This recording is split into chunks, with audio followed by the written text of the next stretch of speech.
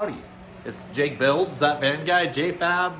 I mean, all the names in one. The man of many names is back with a Jeep update. So last time you guys saw this thing, it was on YouTube anyways, a two-wheel drive Jeep XJ that we threw a paint job on, and it has snowballed significantly. So this is that same 1995 two-wheel drive Jeep XJ that I filmed a video for YouTube on. Me and my buddy just hashing this thing out, spray painting it, jumping it, blowing the radiator out. So it started with a list of parts just to get this thing going again so we could go racing around, and I ended up buying a whole nother 4x4 Jeep. So this has now been converted to four-wheel drive. So we have a Dana 30 front axle out of another Jeep. Super easy to four-wheel drive swap. You just need to get a similar year, and the transmission, transfer case, wiring harnesses, and all of the running gear will just bolt right in. So yeah, this has been four-wheel drive swap with all of the parts from I believe it was a 92 or 93. Only one of the sensors for the transmission, or one of the plugs, one of the main three plugs you have in the engine bay, was different. So I had to modify that a little bit, but it's been peachy ever since. What do we have for running gear right now? So I have a Rough Country 4.5-inch long arm kit. And that thing is awesome. I just went through and replaced all these Johnny joints, so there's absolutely no slop in them whatsoever. We have the Rough Country N3 shocks. I believe these are 16-inch or 14-inch limiter straps that I installed.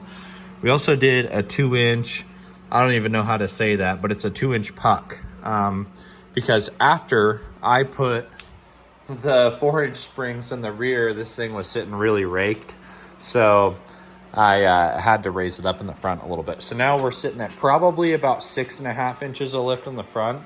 And honestly, I think we're close to that in the rear, because I am running a Rough Country 4-inch spring with a 2-inch shackle, and that has lifted it significantly. So yeah, I am going to be running these Rough Country. They are a shackle relocation kit, so it gives you the ability to move your shackle around and get that all dialed in so that you can get a good angle for flex, and it just makes the springs work better. So I'll be doing that, and I'll probably go back to a factory shackle in the rear when I do that, just to prevent it from getting too tall. It'll probably sit about the same height with a factory shackle and that shackle relocation kit as it does now with the 2-inch drop shackle. You can see under there earlier, just some Fox 2.0 shocks in the rear. This is a welded Chrysler 8.25. I painted the diff cover all fancy. Man, thing just works great. Nothing but good things to say about it right now. Something I forgot to touch on the front is I did the 5-inch bump stops, the extended bump stops. That is really important when you lift these things and you plan on going through all your travel, just to move that further down so it actually contacts before your shocks and everything else in here explode. Another thing you can see I'm looking at right now, Rough Country 1-ton steering kit. This kit is so awesome. It's not like those junky ones you get with Heim joints that like wear out super fast and have play and never really work right. These use actual 1-ton tie rod ends. That is the only flexi joint. All of the other ones here, you can see have this hard like Delrin cup on here, and on the other side. So this bar doesn't roll back and forth when you're steering. It stays exactly in place. The reason why this is all orange is because I over greased it. My electric grease gun was going and I'm like, what the hell? So I did that one more time, and the plastic cap on top of this tie rod end just exploded. So I put it back in and RTV'd it back in place so that it wouldn't get dust or anything in it. So that wasn't good. But anyways, tangent over. This 1-ton steering kit is insane. You have to drill out the knuckles and the pitman arm with a 5/8 drill bit, and then take a 7-degree reamer and ream it out for 1 ton, you know, tie rod ends. So this actually gives you a lot larger joint, and it comes with a 3-year warranty. No questions asked. If you wear this thing out in 3 years, they'll send you a new one. So that's really cool. Totally improved the handling dynamic of the Jeep. I love it. For wheels and tires, I'm running a 35-inch Maxxis Razor. It's a 35-12-5-15 on some Ultra Motorsport alloy wheels. I love them. They're super sick. They look retro. I've aired down on this setup. I'm pretty sure these are 15x10s. I've aired down these wheels or this wheel and tire combo to 4 PSI and not had a problem so far. I know they're new tires, so we'll see what happens when they wear it, and I'll probably start debeading. But honestly, couldn't have anything but nice things to say about these tires. These Maxxis Razors are so awesome. For lighting, I have a Pandemic 50-inch bar with the Rough Country mounts. I also have some of these Road Shock LEDs from Harbor Freight as ditch lights, also on the Rough Country mounts. To control all of my lighting, I actually installed the Rough Country. It's like an S-Pod basically, 8-gang switch. So that's really cool. And that definitely makes your wiring in your engine bay a lot cleaner and gives you ease of access where everything's all in one place and you don't have to run a bunch of switches and stuff into your dash. These are just some super cheap 7x6 LEDs that I got on Amazon or eBay. I think they were the cheapest ones. They were like $35 and they're bright and they work. For my tail light and reverse light combo, I took factory housings and I put it's like a 2x6 oval trailer light in, and then took some Road Shock rock lights and attached those to the bottom half of the tail light. You got to be careful when you're doing this, especially if you have old housings. My hole saw caught in the corner here and blew this whole tail light out, so I hot glued it back together, covered her in some paint, and it's man. So that works great. I love it. I think it looks cool, and it's a really budget-friendly way to like just have some cool-looking taillights. Here's some more of that Rough Country 8-gang light switch. It is so cool because you have all these corresponding areas you can run wire out of. So right now I'm using position 8 and position 4 for the lights I have, the ditch lights and the light bar. So that's awesome. They stack right on top of each other. The only thing you have to run into the cabin with this 8-gang switch is this cord right here. That's it. You run that through, plug it into your switch, and you're done. All of your other wiring is done from your engine bay outwards. So if I want to add some extra lights on the front bumper, all I have to do is run wires from there to there and then make sure to turn on the corresponding switch in the cab. That's it. You just plug in the wires and hit the buttons.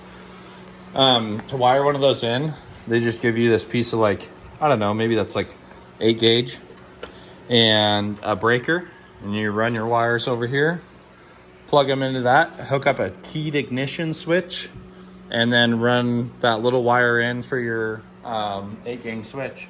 And there you go, you're done. And you can wire whatever you want off of this. So I love that. Before I dive more into the engine bay, I just built this bumper last night. Hit it with some of that good Iron Armor truck bed coating from Harbor Freight. I honestly love that stuff. The texture is beautiful. It's durable. So yeah, got this bumper fabbed up last night. Should be pretty fire. Everything's all welded. There's no bolts. I can't take this thing off again. So that's okay. That's how I wanted it. Then I threw in this Rough Country 12K winch. So that's sick. Put in a Badlands Apex hook on it. Just because these are a lot better than like these little 4Gs they come with. I really don't like those very much. Just not sexy. So got this sexy hook on there. Yeah, this is a wired winch. Really good price point. I ended up getting into this one with my discount at a local place for like $400, which is like kick ass. Love that. You know, when it's cheaper than the Apex winch from Harbor Freight by $250, I can't really have anything bad to say about it. Haven't used it yet. Excited to. We'll probably get at it this weekend. So yeah, there's the bumper and winch combo. I'm liking it. High and tight. Just, you know, simple, looks clean. Okay, now that we're in the engine bay, I've deleted all of the vacuum lines, like everything except for what's absolutely necessary. So I've one run into the map sensor, one run into the brake booster, one run into the fuel pressure regulator, and that's pretty much it. There's not really a whole lot going on in here. So got rid of the canisters, got rid of the cups, got rid of like everything unnecessary, the little vacuum bottles. Did an alternator relocation kit, that one that you get on Amazon. Honestly worked great. Now I'm just running a 72-inch belt with no idler. You can run a 79 with the idler and route it differently, but this way works too. There's less moving parts. Yeah, did new spark plug wires, new fuel pressure regulator. That 62 millimeter throttle body is super awesome. That'll just kind of wake this thing up a little bit. The hole in the intake manifold is 62 mils, so you might as well do the 62 mil throttle body just to give you that little bit of air. 3-core aluminum radiator. That thing's sweet. Still running the mechanical fan. Love those. I have a shroud for it. Why not? But the factory E-fan, the clips were all broken off on it on the bottom corner, so I had to upgrade. So now I'm running just no Riley's branded, whatever they carry. I think this is a 10-inch pusher on this side of the grill. So that's cool. The reason I did that is now I have all this space available to get in there and adjust the steering box if I need to, access radiator hoses, get to my trans fittings, like, or any of these pulleys. If I got to do a water pump, like just getting all this stuff out of the way is so nice to me. So I definitely love that. You know, don't have this air box. Shit. I think this is obvious, but intake out the hood. That's pretty sweet. I always just run, you know, one of these Spectre couplers, a small piece of pipe, and a pod filter. Cut a big old hole in the hood. And to prevent rain and snow from getting in it, I just have this little ammo can that I drilled some holes in that's open on the backside. To keep the filter out of the elements or being splashed by like a puddle or something. It's just a Spectre filter with a rough country sock on it, just in case I really flog this thing into a puddle. I'm not gonna hydrolock it because that's always a big worry with these things. I've had to do a ton of troubleshooting to get this thing to work right because this thing was abandoned and sat for 5 years before I was able to put some hands on it. It was abandoned at my buddy's property, and I did a little bit of work for him, and he traded me this thing for it, and it wouldn't start. So I kind of just kicked it in the corner and didn't do anything with it for like 6 months. And then one day me and Andrew were just like, hey, let's like actually try and start this thing. And we got it to run, mobbed it around. It was great. But then all of those old sensors and things just started taking shit. So I had to go through and replace just about every sensor. Fuel pressure regulator, toast. The idle air control valve and the throttle position sensor were cooked. The map sensor is about the only sensor on it that was good. Ended up having to do, exploded the factory radiator. That's why we went with this aluminum 3-core. Did some silicone radiator hoses. Those things are awesome. Threw a little bit of protection on this one with an old hose just to keep it from rubbing on the hood. I had to cut out that core support of the hood just to give this thing some more room with the alternator relocation kit and these hoses. My buddy has the Mishimoto hoses and his cleared no problem. So just a thing. If you buy the Amazon ones, they're probably not going to fit as good as the Mishimoto's. Ooh, I did that Felpro, like really baller valve cover gasket. Couldn't recommend that enough. The one that already has the steel eyelets pressed into it. I bought a bunch of other stuff like I think I talked about the spark plug wires already. I already did those. And plugs, obviously, and a coil. Did a Delphi coil. That thing was shot, so I threw a new, I think it's a Delphi or Delphi. Threw that in there. Yeah, I had to make new brake lines because the brake lines, the hard lines were exploding when we were trying to bleed them. That's another thing. We got some extended brake hoses, stainless steel braided with the gel coat, front and rear. That's very nice. Yeah, so that was just kind of one of the things. Oh, I know a bunch of people were asking about the exhaust setup too, so let me show you that. The exhaust is an all factory head pipe. Let me get up there so you can see that. So all factory head pipe. Come back here to the cross member, and where the catalytic converter would normally be, there's a MagnaFlow raceback muffler.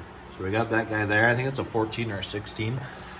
I used some of my little Mandro Bend kit I got off of eBay and did like a 90 and kind of a 45 back. And then I just got a 4-inch tip coming out right there by the tire. So yeah, that's sick. The exhaust doesn't touch. It's actually rigid mounted.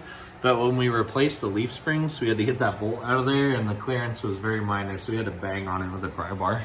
Could have just cut the exhaust off, but you know, whatever. So yeah, that's the exhaust. It's really simple, sounds amazing. So there you go. I did brand new engine mounts. That's another thing.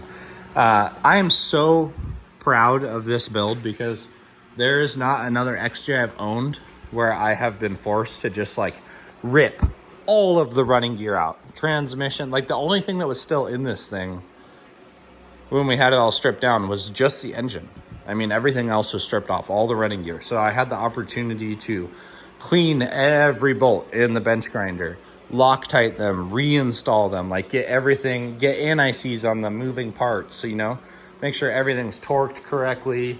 And now this thing is a totally dialed in machine that I know I'm not going to have any problems with, at least for an extended period of time, because I have nut and bolted every single square inch of this thing. So yeah, it's been really fun. I'm very, very, very proud of this project. This is definitely one of the ones that I have taken the most time on. Anyways, while we're here, why don't I touch on some more things about this Jeep. I'm in the Jeep Chester because it kind of looks like a bag of spicy Cheetos. It's also, you know, or flaming hot Cheetos or whatever, but it also kind of looks like a Hot Wheels car. But I just really embrace the Cheetos theme. It's like so funny to me. My sister bought me this sticker and it is freaking hilarious. So I just love it. Like, just flames everywhere on the build. It's just, it makes me happy. You know, some people think it's very flamboyant of me to do a paint job like this on a Jeep, but honestly, it makes me feel like a big kid, and I love it. So I love the radness factor of it. So yeah, we named it Chester, and it just stuck, and now it's Chester the Cheeto. As far as the interior goes, we got a NRG quick release that came off of the parts Jeep. So that's, you know, that's super rad. I bent the steering wheel really bad when we were pulling one of my buddies out with a strap that I didn't realize that it wasn't a stretch strap. So when this thing locked up after I was going about 10 miles an hour, the back tires came way off the ground. My girlfriend's head went into the windshield. My arms, or my hands, pushed the steering wheel like down around into the dash. I bent her back straight, and she's been okay ever since. But anyways, another tangent here. Why don't I hop in and show y'all what's going on in here. All right, as far as the interior goes, the only thing extravagant about this area right here is just the steering wheel and quick release. So it's all normal. When it starts to get different is just here, have the light pod controller. I have some cigarette lighter outlets and USB charging ports and a CB radio. Love these things. They're awesome. I think this is a, I'm not sure what brand that is, but you can screenshot that and flip it over. Yeah, but works awesome. Little compact unit, and does what I need it to do. Now I'll show you some of the recovery gear we got in this thing. Oh, fuzzy dice. Everything else about the interior here and here is pretty much normal. Not a whole lot going on. So for recovery equipment, we obviously have the winch on the front, but we got a shovel and an axe. Those are important things to have. The CB whip. So for rear recovery point here, we have this forged D-ring recovery hook from Harbor Freight. That thing's awesome. Couldn't recommend that enough, because I know there's some other companies like Smitty Built that sell essentially something that looks just like this, but they want like $90 for it, and these things are like $23 at Harbor Freight. For tool loadout, I have a 301 piece Pittsburgh Mechanics tool set. That thing is awesome. Has just about everything you need. Got coolant, oil, transmission fluid, small funnel, and roll of shop towels. That's important. So yeah, we got some rough country get unstuck boards here. Those are great when they stay in one piece. Broke some last weekend, but I'm getting some new ones sent to me.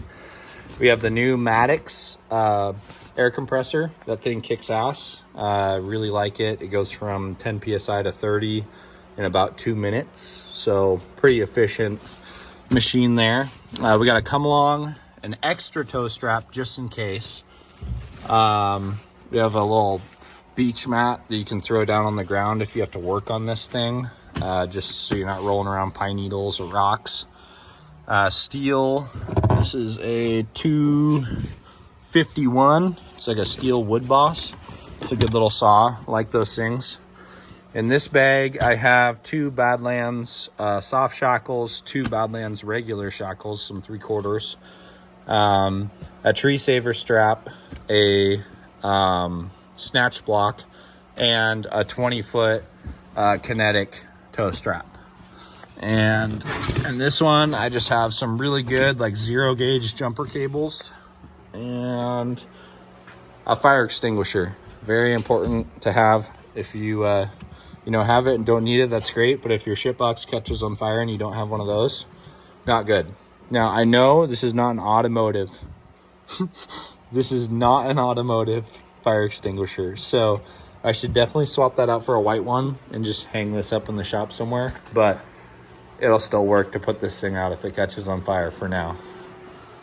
So if you got any questions, just comment on this video and I can answer some more, but I think this pretty well covered it with a broad brush. So yeah, lifted a good amount, welded in the rear, Chrysler 8 1/4 rear end. We got the 6.5 inches of lift in the front, about 6 in the rear. A ton of recovery gear, CB radio, shovel. I already did a little revamp of the exhaust setup. So yeah, thank you for watching. This thing has come a long ways since its 2-wheel drive shitbox days. And I couldn't be more stoked for it. This rig has turned out really good so far. If I do any more major modifications, I'll do another one of these videos. So, oh yeah, thanks for watching.